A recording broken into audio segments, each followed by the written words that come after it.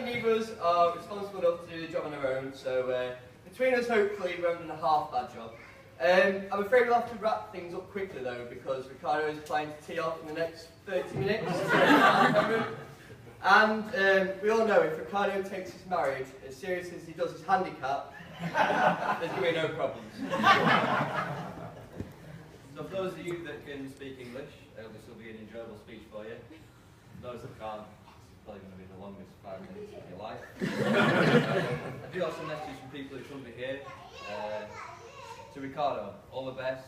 Fridays just won't be the same without you. That's from Andrew, Nikki, and all the people at that book. There's also one for the lads on the 7-side team. Ricardo was practically useless in every position. All the best to his new wife.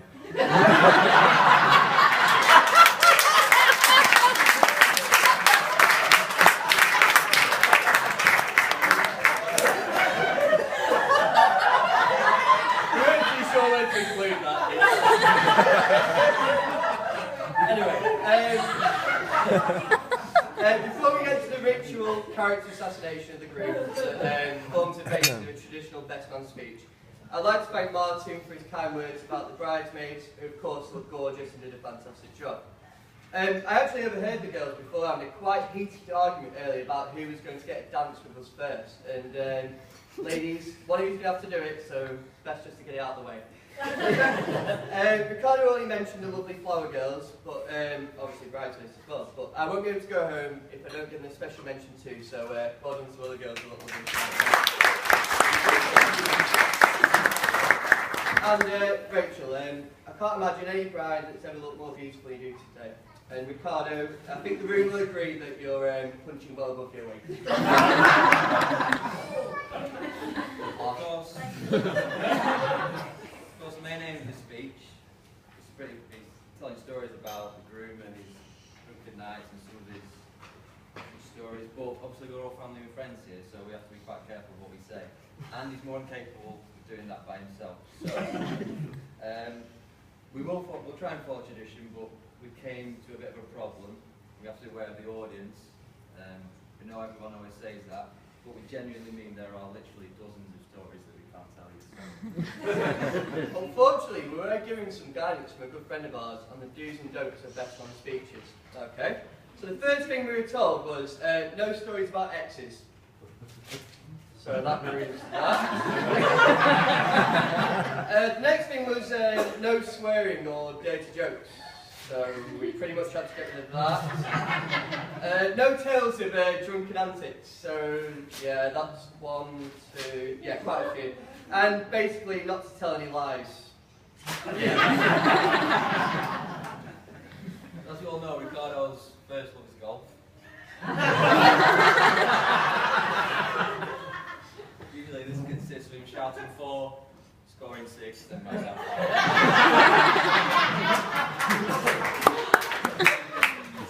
He's calling and me at any particular time. It usually revolves around golf. But I imagine that's because the perfect golf partner is someone that's slightly worse than yourself, so you just keep giving it about.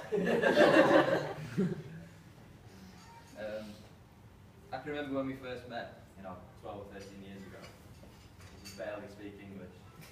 Not much changes, really.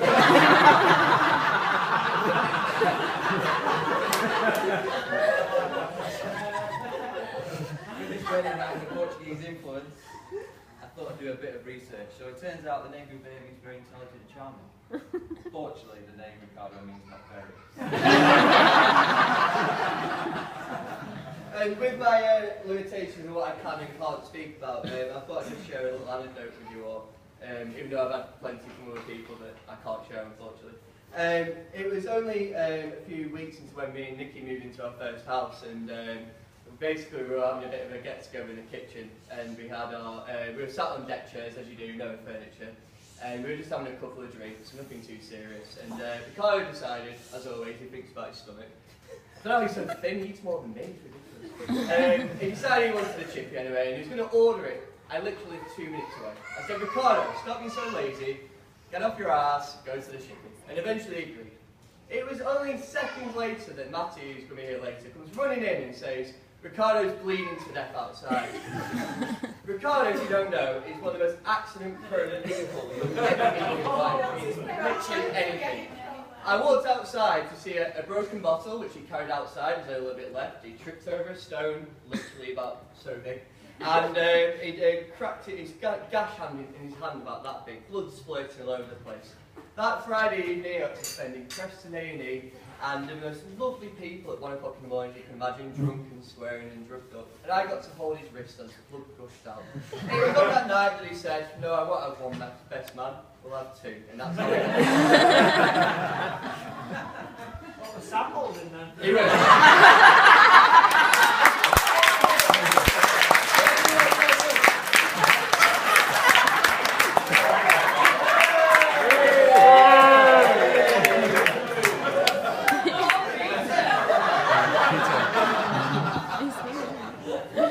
Where's going?